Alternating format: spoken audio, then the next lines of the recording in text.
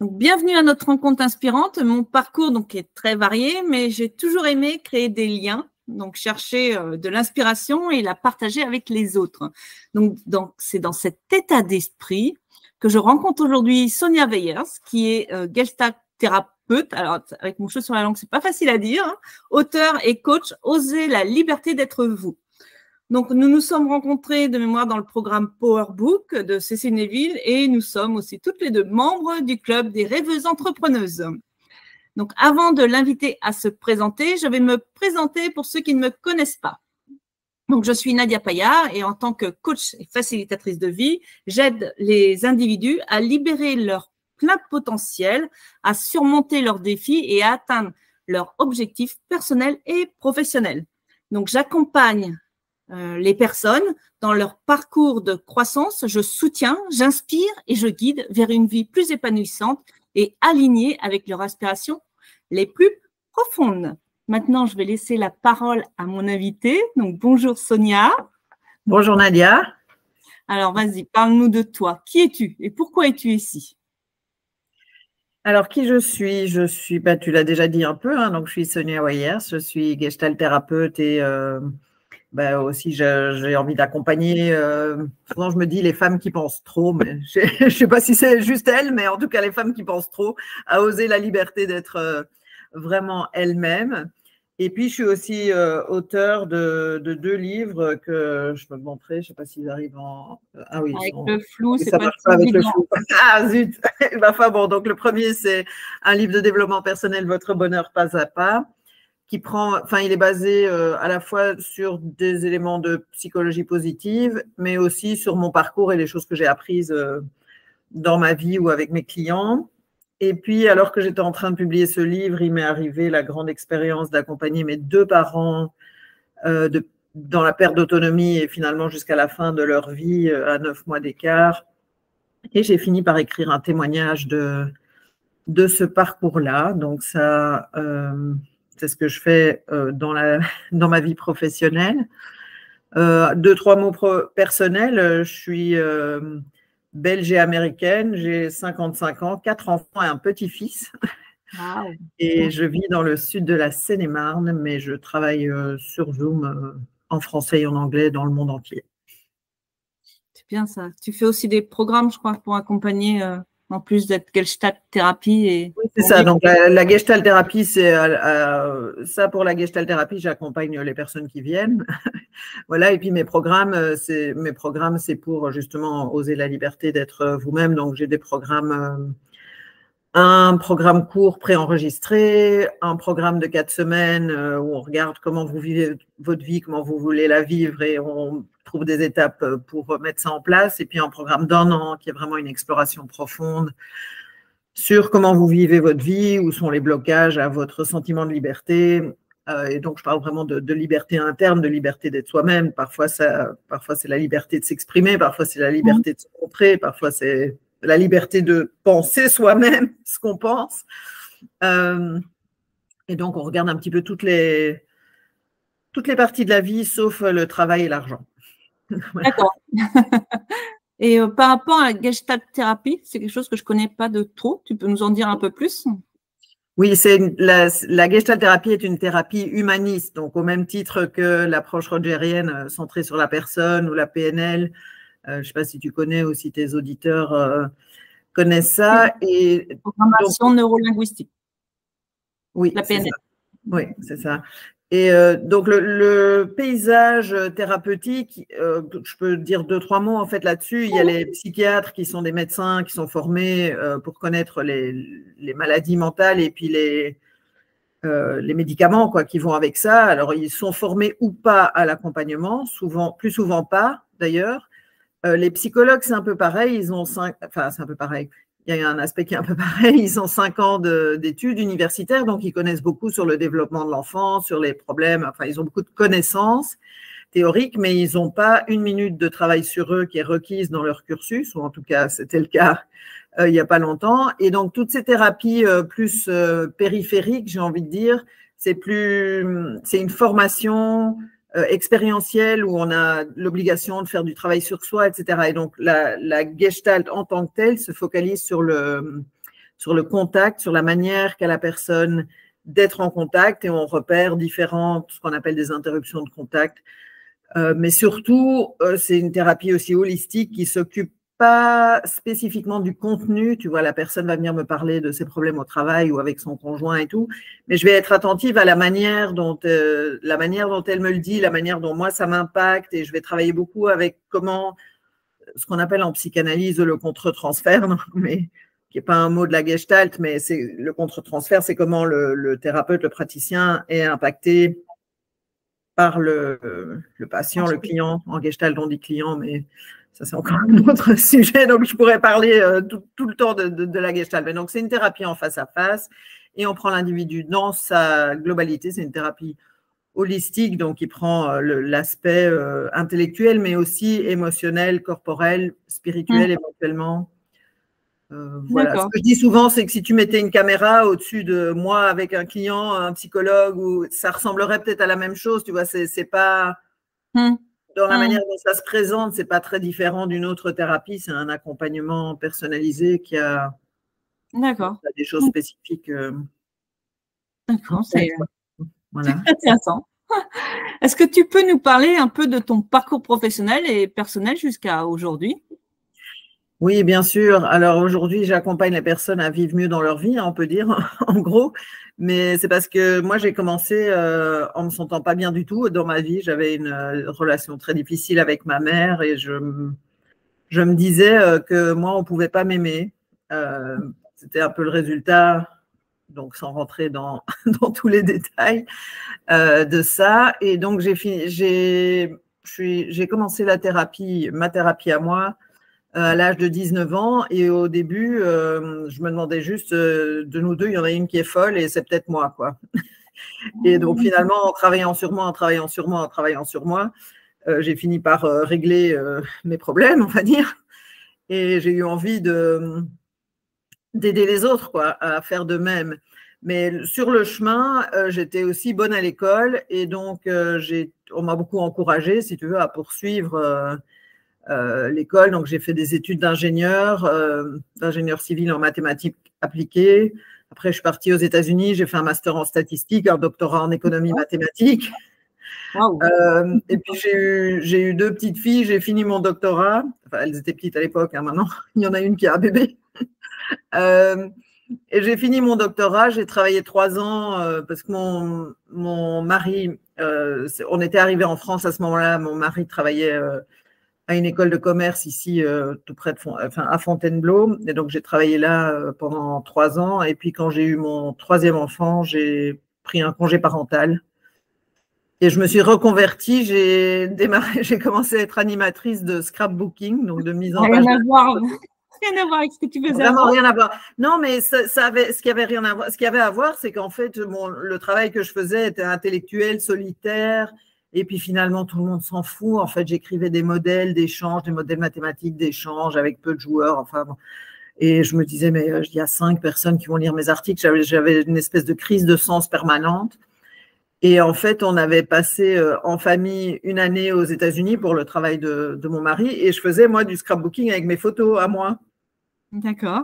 Et je me suis dit, mais en fait, c'est créatif, c'est sociable, c'est un peu entrepreneurial, c'était tout le contraire, quoi. Et donc, ça m'a attirée à ce titre-là. Et puis aussi, j'ai longtemps dit, là, je dis moins, donc merci pour l'opportunité de le redire, ça a été vraiment les prémices de mes activités pour aider les gens à se sentir mieux dans leur vie, parce que tu mets autour d'une table 6 ou 8 personnes qui mettent en valeur leurs souvenirs photographiques de leur famille ou de bons moments qu'ils ont vécus.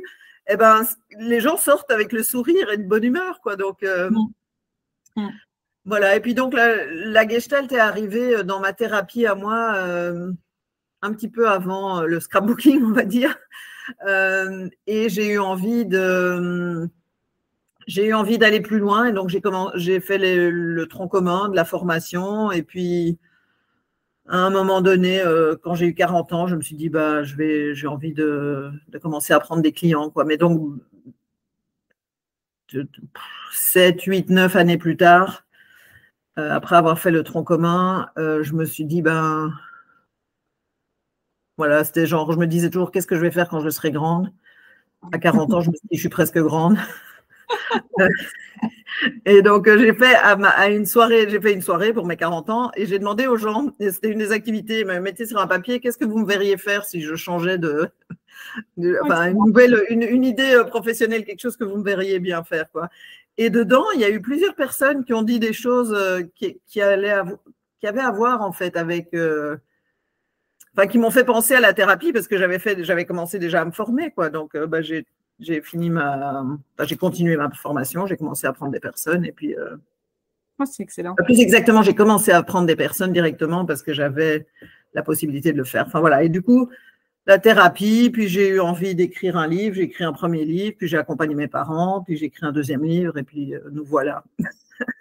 Ton premier livre, c'était Votre bonheur pas à pas, c'est ça? Oui, c'est ça, Votre bonheur pas à pas. Si je le mets à côté devant mon visage, non, ça marche vraiment pas. Non. Hein. C'est ça. On mettra les liens en dessous, comme ça. C'est ça. Alors, sinon, quelles sont les expériences ou les personnes qui t'ont le plus influencé dans ta vie? Ça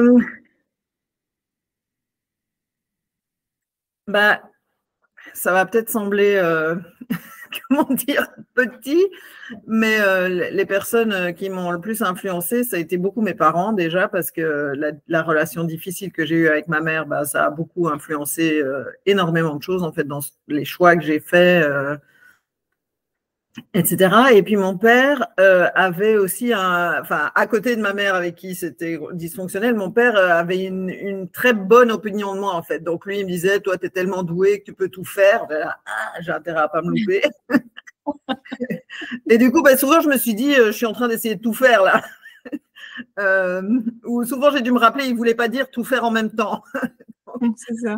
Donc ça a été beaucoup. Ouais, ça a été beaucoup. Aujourd'hui aussi, parce que du coup, on avait préparé juste avant, tu parles de ton petit-fils. Oui, mon petit-fils.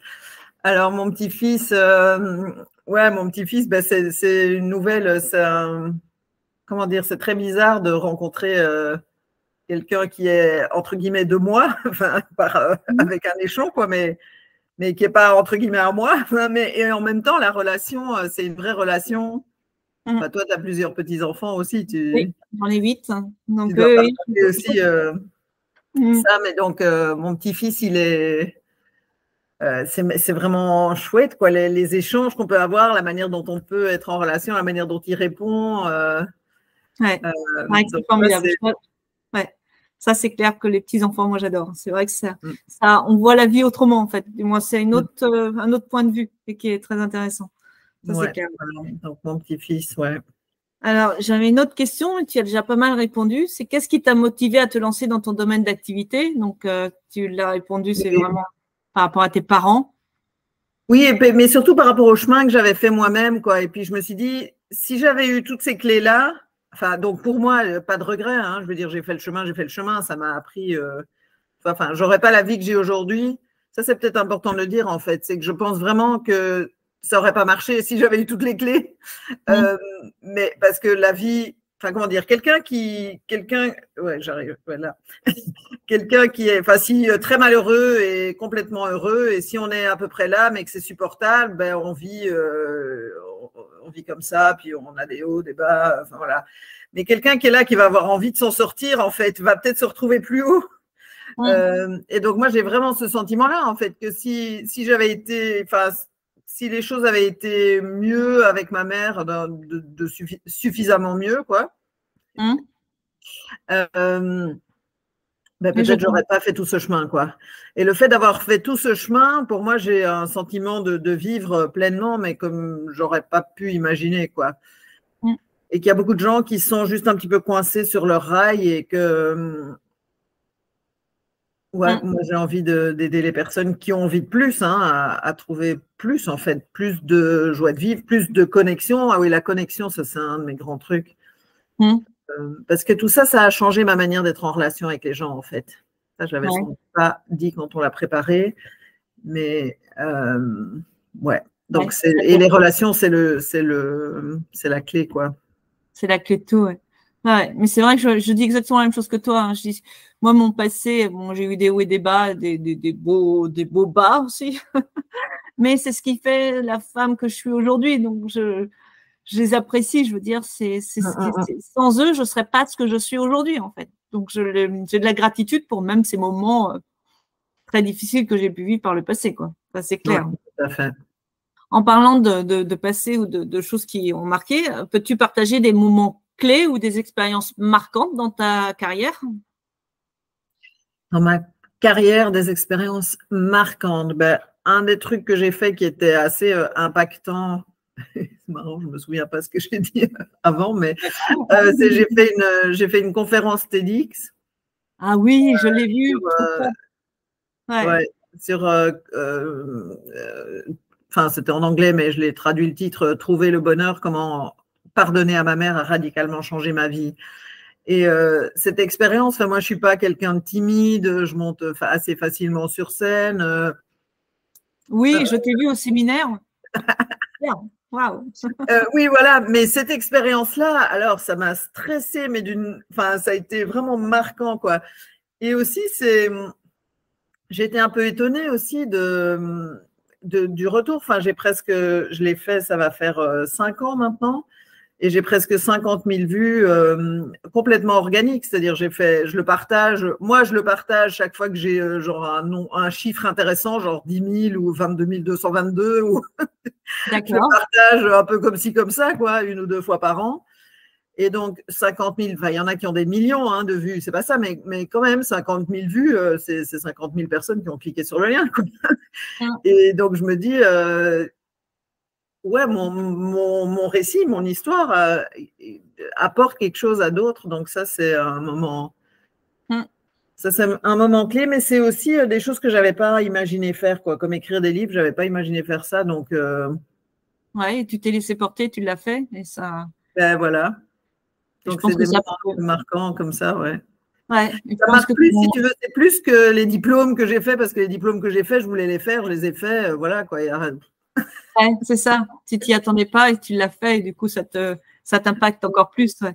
Ouais. Mais c'est vrai que et je pense qu'il y a beaucoup de gens qui peuvent se reconnaître, hein, parce que du coup, les problèmes avec les parents, qui sait qu'on n'a pas eu ou que ça a impacté à plus ou moins différents niveaux. Donc, c'est clair que, oui. Ouais. Alors, comment tu décrirais ton approche ou ta philosophie de travail? Alors, moi, j'aime bien accompagner les personnes à partir de là où elles sont, en fait. Donc, que ce soit en thérapie, que ce soit par rapport à mon bouquin sur l'accompagnement de mes parents, où je fais des conférences, où je propose des groupes de parole ou des choses comme ça, mais que vraiment la personne arrive. Et donc, ça, c'est une capacité que j'ai, que d'autres personnes ont aussi, mais que tout le monde n'a pas. Et dans mon cas, je pense que ça vient du fait que j'ai grandi bilingue depuis l'âge de 5 ans, j'ai vécu dans différents endroits et donc j'ai la notion que la culture, enfin comment dire, qu'on ne sait pas quelle est la culture de la personne quand on rencontre quelqu'un. Et donc, quand la personne arrive, donc vraiment une ouverture à découvrir la personne qui vient travailler avec moi. Après, c'est aussi d'inspirer ou en tout cas de communiquer qu'il y a plus qui est possible que ce qu'on imagine, a priori, souvent. Et donc de donner de l'espoir et puis d'accompagner aussi vers l'espoir, enfin vers l'objet de l'espoir. Je dirais ça comme ça. Tu viens de te parler des groupes de parole. Jusqu'à présent, on n'en a pas parlé, ou à moins que j'ai zappé, mais parce que c'est vrai que c'est un projet nouveau, donc c'est par rapport à mon livre et l'accompagnement de mes parents de la perte d'autonomie à la fin de vie.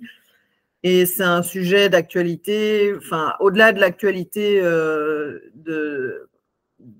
comment dire, de pouvoir choisir sa fin de vie qui a été annoncée au moment où on enregistre cette vidéo. Tout récemment, au-delà de ça, c'est un sujet où il y a vraiment beaucoup de personnes âgées parce que la pyramide, enfin, la manière dont la population a grandi, quoi. Et donc, il y a beaucoup de gens qui sont confrontés à ça. Et moi, j'ai envie d'aider les personnes et je pense qu'un groupe de parole, c'est une bonne façon de le faire parce que je me souviens, moi, quand j'ai accompagné mes parents, j'avais pas de temps d'une manière où jamais, à aucun autre moment de ma vie, j'avais pas de temps de cette manière-là, quoi. Et donc, un grand programme où il faut réfléchir sur soi, avoir de l'espace dans sa tête. Par contre, 1 heure tous les semaines ou toutes les 15 jours pour pouvoir un peu vider son sac et être soutenu et être entendu, peut-être que c'est un bon format. Donc ça, mais ça, c'est en devenir. C'est en devenir. Tu penses le faire en présentiel ou en distanciel? Les deux, hein. Les Les deux deux en fonction de la demande, mais tout à fait. Moi, j'ai l'habitude de travailler plutôt sur Zoom, mais donc, s'il y a des personnes intéressées, ils ont juste à te contacter ou même s'ils veulent en discuter. Oui, tout à fait, tout à fait. Bon, on peut mettre mon formulaire de contact de mon site ou mon mail, ou enfin, on verra bien ce que tu voudras. On verra. Sinon, alors on en a déjà aussi parlé pas mal, donc peut-être que on va passer la question, mais quels sont les défis auxquels tu as été confronté et comment tu les as surmontés? Donc, tu en as parlé, que tu ne te sentais pas aimé par ta maman. Oui, tout à fait. Et tu m'as noté aussi que c'est à cause de ça que tu as épousé un homme avec qui tu te sentais les mêmes souffrances qu'avec ta maman. En dire plus? Oui, c'est-à-dire, j'ai pas fait consciemment, hein, mais c'est-à-dire que je suis tombée amoureuse d'un homme avec qui c'était toujours l'impression qu'il m'aimait pas vraiment. Alors bon, lui, il m'a aimé comme il a pu. Enfin, je veux dire, lui, il a sa partie, mais moi, en tout cas, ce que j'étais sensible à, parce qu'il était comme il était. Enfin, je veux dire, plus en retrait ou. Mais ça, c'est souvent le cas, en fait, quand on a des blessures assez profondes de l'enfance, on va soit répliquer la même chose, mais alors c'est incroyable, enfin, les gens viennent en thérapie et ils comprennent pas, ça fait 5 fois qu'ils ont une relation avec le même profil, en fait. Il y en a un qui était grand et mince, l'autre qui était petit et gros, un qui était ingénieur, l'autre qui était paysan, c'est toute la même chose, quoi. Et donc on répète, ou alors on prend complètement l'inverse. Mais si on ne le travaille pas, on est privé de liberté justement à cet endroit-là parce que ça se fait un peu malgré nous, quoi. Donc après, mon mari, on a eu 4 beaux enfants ensemble, on a fait beaucoup de bonnes choses ensemble, mais il y avait quelque chose de la connexion émotionnelle qui était pas vraiment possible. Et comme moi, c'était un petit peu mon chemin de trouver ça. Lui non plus, il était, enfin, je veux dire. Les difficultés que j'avais, elles avaient un reflet chez lui, mais je crois qu'on ne choisit pas par hasard non plus. Oui, voilà. Donc, c'est pareil, tu en as parlé. Dans la question, tu avais répondu aussi que le plus gros défi de ta vie, c'était jusqu'alors, c'était le déclin rapide de tes 2 parents qui se sont décédés à 9 mois d'intervalle. Oui. Donc, ça, oui, donc c'était 2018-2019. En 2017, ils sont venus à Noël chez moi et septembre 2019, ils étaient tous les 2 morts. Et entre-temps, j'avais fait 10 ou 12 allers-retours à leur maison en Belgique. Donc, moi, je vis du côté de Fontainebleau. La maison a été vendue, je les avais mis en maison de retraite près de chez moi. Enfin, ça a été une espèce de dégringolade continue. Enfin, c'est comme si ça n'arrêtait pas de venir, quoi, comme un cours d'eau qui va un peu trop vite, quoi. Et donc ça, c'est vrai que ça a été un gros défi. Mais c'est un gros défi. Enfin, comment dire, j'en ai appris aussi. Enfin, comment dire, ce que j'ai donné, j'ai été vraiment grandement récompensée. En ce sens que c'est l'implication que j'ai eue qui a permis aussi d'avoir ce que j'appelle des extraordinaires moments de connexion. Avec mes parents, même avec ma mère, qui déclinait, avec qui j'avais une relation difficile. Mais comme j'avais fait tout mon travail, j'étais complètement en paix avec elle, j'attendais rien. Et donc, ça a permis vraiment des moments magnifiques. Et puis aussi, je me suis retrouvée à la fin de tout ça avec 0 regret, en fait, parce que j'avais donné tout ce que je pouvais et plus encore. Donc, 0 regret, ça n'empêche pas le deuil, mais si on a des regrets en plus, ça complique le deuil, en fait. Je suis tout à fait d'accord avec toi. Ouais. Voilà. Et puis maintenant, avec ce livre, j'ai des très beaux retours et j'ai des projets de groupes de parole. Enfin, donc, ça a généré tout un tas de bonnes choses aussi, quoi. Comme tu disais tout à l'heure, les épreuves qu'on a. Ouais, c'est ce qui nous façonne, en fait. Et c'est la façon dont on réagit qui est le plus important, en fait. On a toujours 2 choix, de toute façon. Donc, c'est clair. Est-ce qu'il y a une cause ou un sujet particulier qui te passionne et que tu aimerais partager avec notre audience aujourd'hui? Oui, le sujet qui me préoccupe et qui m'intéresse, c'est comment on va sauvegarder notre planète. Et donc, je reçois des mails de Greenpeace et j'en regardais un hier, ils ont fait un guide sur comment être écolo intelligemment ou quoi. Et donc, le but pour que ce soit durable, quoi, pour qu'on puisse vivre sur Terre plus longtemps, ce serait qu'on consomme, enfin qu'on émette, pardon, chacun pas plus que 3 équivalents, 3 tonnes d'équivalent CO2.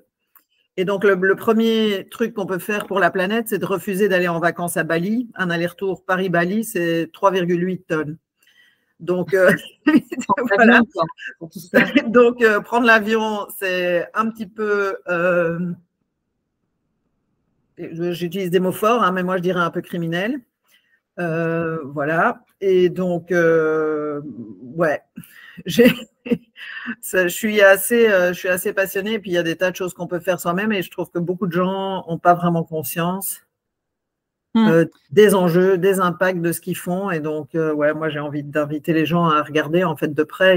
Peut-être on peut mettre aussi dans les liens le lien de l'ADEME pour calculer son empreinte carbone. Oui, c'est clair. Je note au fur et à mesure parce que sinon, on va en oublier. Ouais. C'est ça. Ouais. Et donc ça, c'est ouais, voilà, donc c'est pas super réjouissant. Et puis c'est vrai que j'y vais assez fort, hein, donc avec mes mots là-dessus, mais ouais, j'ai des opinions tranchées là-dessus.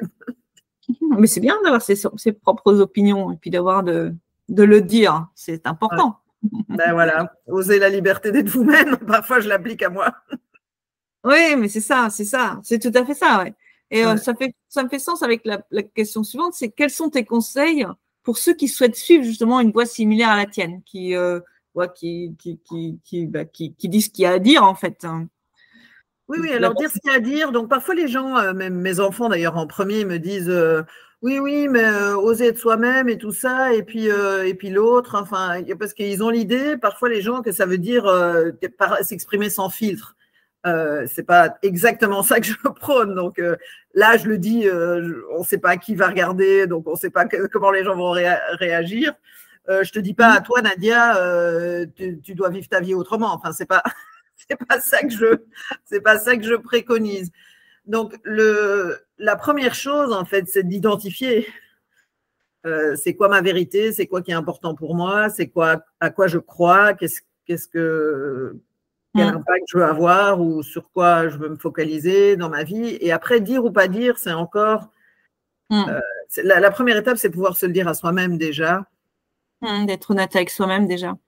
D'être honnête avec soi-même. Et parfois, c'est pas qu'une question d'honnêteté. Hein. Franchement, moi, au début, quand j'étais jeune, aller choisir mon pire moment, c'était dans un restaurant avec un menu. J'étais incapable de dire de quoi j'avais envie. Donc, c'était pas une question d'honnêteté, c'est une question de pouvoir l'identifier aussi. Donc ça, les gens peuvent lire, il y a des conseils sur YouTube, et puis s'ils veulent faire de la thérapie, ils peuvent me contacter. Tout à fait.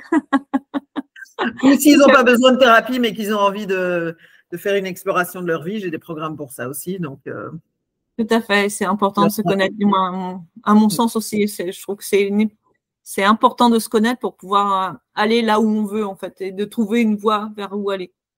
Oui. Tout à fait. Comment tu gères l'équilibre entre ta vie professionnelle et personnelle? Je la gère en ayant des priorités claires sur ma vie perso. Donc, pour moi, ma santé physique et psychologique, je vais dire, parce que avec le travail que je fais, avec n'importe quel travail, mais en particulier avec le travail que je fais, si je prends pas soin de moi, je peux aller me rhabiller, quoi. Donc, je fais du sport 3 fois par semaine, je chante, c'est une de mes activités de loisirs, et puis je priorise aussi d'avoir du temps avec mon chéri, avec mes enfants, en présence ou virtuellement, selon, comme ils habitent pas tout près de chez moi. Donc j'ai des priorités claires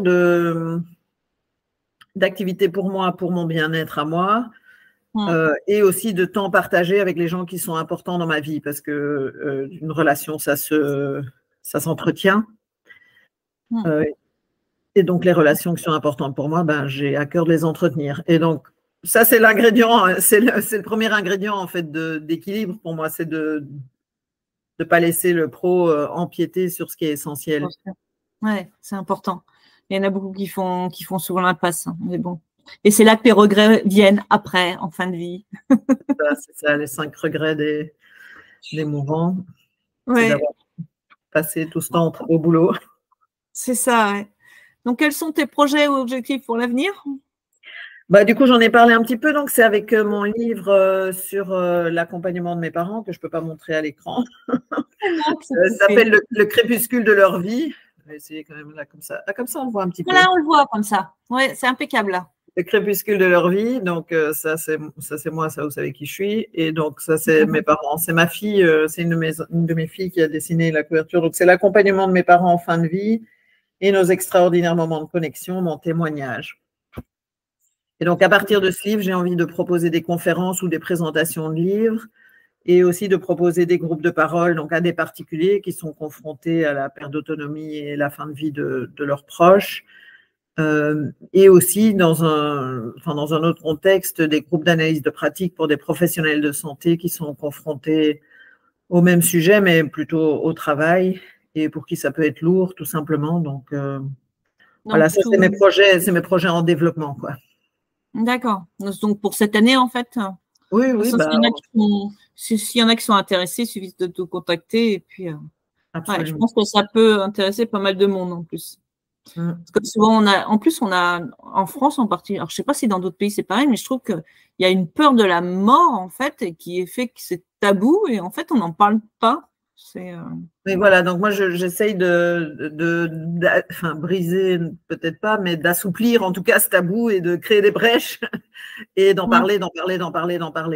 Et quand je vois les témoignages que j'ai reçus pour mon livre, c'est vrai que les gens ont besoin, il y a un réel besoin d'en parler. Donc je souhaite contribuer à cet endroit-là. Ouais. Donc, on arrive bientôt à la fin de cette entrevue. Donc, pour résumer, donc, tu es Gestalt thérapeute, auteur et coach, donc Osez la liberté d'être vous. Tu accompagnes les femmes qui se posent trop de questions à oser la liberté d'être elles-mêmes. Tu proposes donc des groupes de parole, ou tu vas proposer à l'avenir des groupes de parole pour les personnes confrontées donc à la perte d'autonomie ou à la fin de vie d'un ou une proche, et pour ceux qui sont confrontés dans le cadre de leur travail aussi, donc les particuliers et les professionnels. Donc, tes programmes aident principalement les femmes, si j'ai bien compris, à oser la liberté d'être elles-mêmes. Tu as écrit plusieurs livres, donc je n'ai pas retenu le premier, c'est Votre bonheur pas à pas, il s'appelle. Et puis un livre qui s'appelle Le crépuscule de leur vie. Et tu en as écrit 2 autres, je crois. C'est les deux mêmes en anglais. D'accord, c'est ça. Voilà, on le voit bien là, Le bonheur pas à pas. D'accord. Et puis Le crépuscule de leur vie, donc c'est un témoignage de l'accompagnement que tu as fait de tes parents à la fin de leur vie. Et puis tu conseilles à chacun de vérifier son empreinte carbone sur le site de l'ADEME, je ne sais même pas comment on dit. L'ADEME, oui, l'ADEME. Pour voir ce qu'on pourrait modifier pour réduire son empreinte. Est-ce que tu as autre chose à rajouter par rapport à tout ça? Non, je voulais juste te remercier, Nadia, pour cette conversation inspirante. Et tu voulais aussi, je crois, offrir une auto-évaluation. On n'en a pas parlé. On n'en a pas parlé. Oui, non, c'est une auto-évaluation qui est aussi disponible dans le livre, mais qui est disponible de manière indépendante. J'ai parlé 3 fois d'extraordinaires moments de connexion.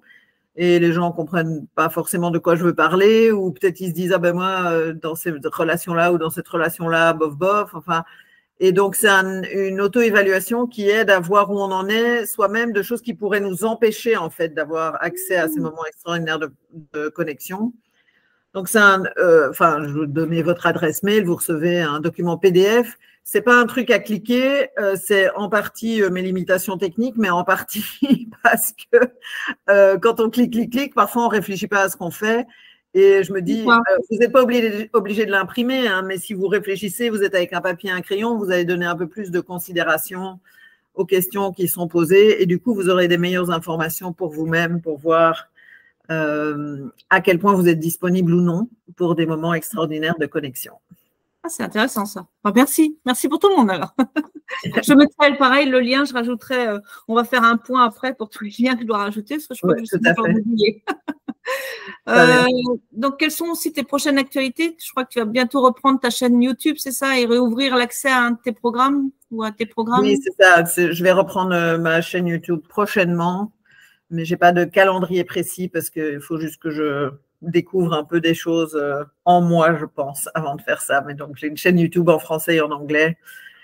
Et le nom de ma société qui est associée aussi à mes réseaux et à ma chaîne YouTube, c'est Eudokima. Oui, c'est vrai que dans la préparation, j'aime bien l'origine du mot. Vas-y, l'origine du mot de ton entreprise. J'ai trouvé ça intéressant. Ouais, Eudokima. Oui, comme je fais toutes mes activités en français et en anglais, j'ai voulu trouver un nom qui allait dans les deux et j'ai choisi un nom grec. Et c'est un verbe grec, eudokima, qui veut dire croître, s'épanouir, prospérer. Et c'est une forme active au pluriel et au présent. Donc, c'est comme un participe présent, quoi. C'est donc alors que nous croissons, alors que nous prospérons, alors que nous nous épanouissons. D'accord, j'ai trouvé ça génial. Ben, merci. Donc, merci infiniment, Sonia, pour avoir partagé tes expériences, ta vision et tes précieux conseils avec nous aujourd'hui. Donc, je suis certaine que ton histoire va inspirer beaucoup de nos auditeurs. Donc, avant de terminer, je tiens à remercier tous ceux qui ont pris le temps de nous écouter, d'écouter notre conversation. J'espère que vous avez retiré autant d'inspiration et de motivation que moi et que nous-mêmes. Je suppose que Sonia se joint à moi dans ce propos.